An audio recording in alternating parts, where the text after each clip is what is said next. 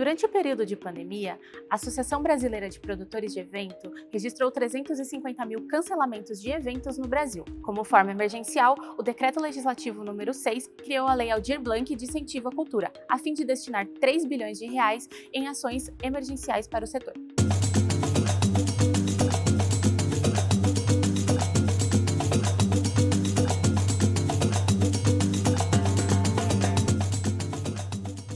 Quando a gente começou a lidar, a entender com quais eram os perigos, como era o contágio, o que a gente devia fazer, não era como hoje, que a gente já sabe de várias coisas, a gente não sabia. As produções do teatro já haviam sido feitas em formato online, sim, né? Então, montagens do coro, montagens da orquestra, a gente havia feito, já havia tido assim, as iniciativas nesse sentido de trazer o que era produção artística, obviamente não a ópera inteira que estava lá, mas o que os corpos artísticos, o balé, o que cada corpo artístico preparou uma programação que estava sendo colocada online. Por um ano, mais ou menos, a gente tinha um comitê interno no teatro que se reunia todas as quartas-feiras para a gente colocar e trazer as questões, as atualizações da equipe dos infectologistas, mas também as nossas questões e as nossas atualizações e como cada departamento estava lidando aí com as questões da Covid. Então,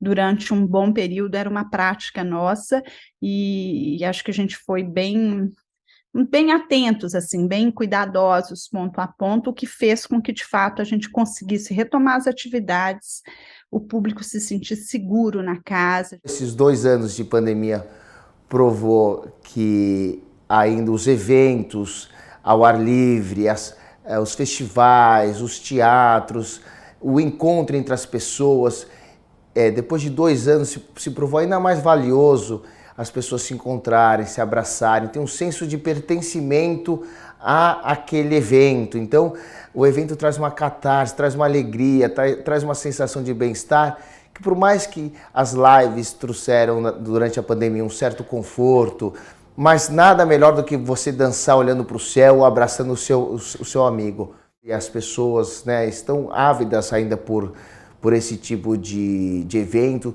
de sair de casa, de se encontrar com um amigo, de encontrar novas pessoas e viver novas experiências.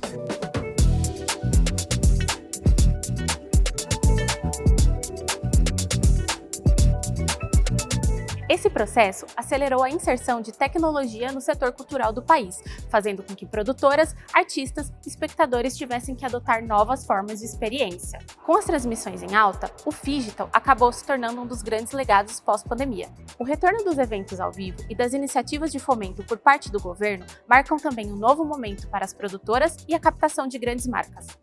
A questão das transmissões dos conteúdos online, ela deu acesso a um público, a muita gente fora, por exemplo, da cidade de São Paulo, poder assistir aos espetáculos, poder assistir a produção, os teatros que já tinham uma estrutura aí de gravação, de streaming, equipes assim trabalhando para produzir conteúdo online, como é o caso de alguns teatros no mundo, eles saíram à frente, né? Assim, eles já tinham aquele equipamento, já tinham aquela prática, e no momento que veio a pandemia conseguiram fazer isso muitíssimo bem. Outros teatros conseguiram correr atrás nesse momento para se equipar, para preparar as equipes, para que esse conteúdo pudesse estar circulando. Acho que esse é um caminho sem volta. Claro que nada substitui a experiência presencial, né, do que é você assistir um espetáculo presencialmente. Porém, tem muitas pessoas que não têm a possibilidade de ir até um lugar onde um determinado espetáculo está sendo apresentado. A gente tem uma quantidade de assentos que ela é limitada, né? Então, quando você você transforma um espetáculo num produto online, você está ampliando mais um canal, abrindo uma outra forma de se assistir àquela produção. Existe um legado mais tecnológico, de ferramentas para melhorar a experiência do que um legado cultural propriamente dito.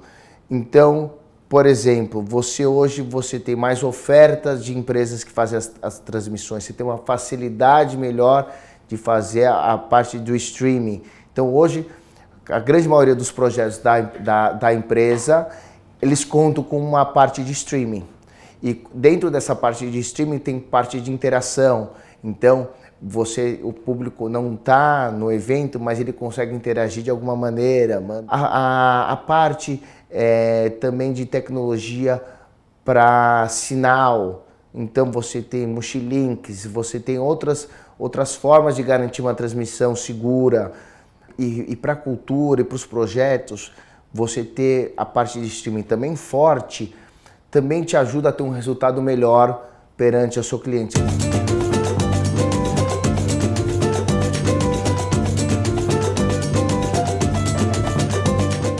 A retomada dos eventos presenciais com carga total e os aprendizados com os eventos híbridos reforçam o papel dos patrocinadores no setor cultural. As marcas sabem da importância dos eventos presenciais, né? A gente ficou quase 2 anos digitalmente, virtualmente, se comunicando com o público, mas a experiência presencial não tem, por exemplo, eu tenho uma experiência tecnológica nesse projeto com a Claro, que é um simulador de asa delta.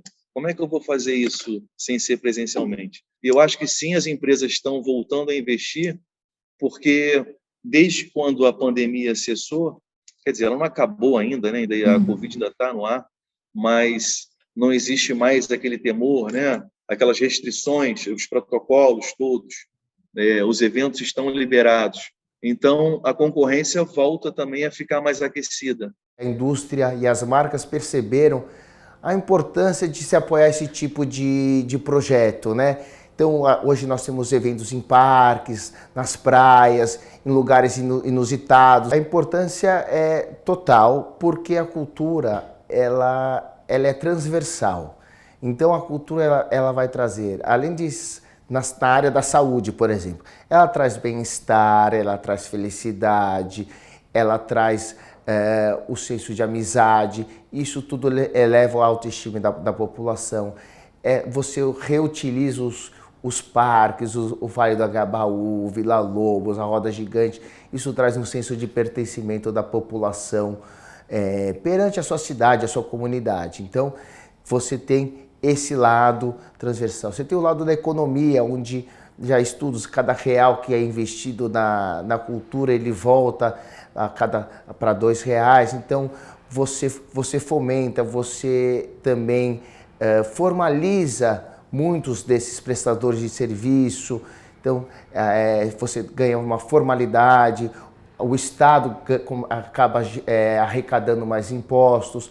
Você pode trabalhar muito também, se você pensar na área de segurança, você valorizando projetos sociais, que tiram crianças e adolescentes das ruas. Você tem o Instituto Bacarelli como exemplo.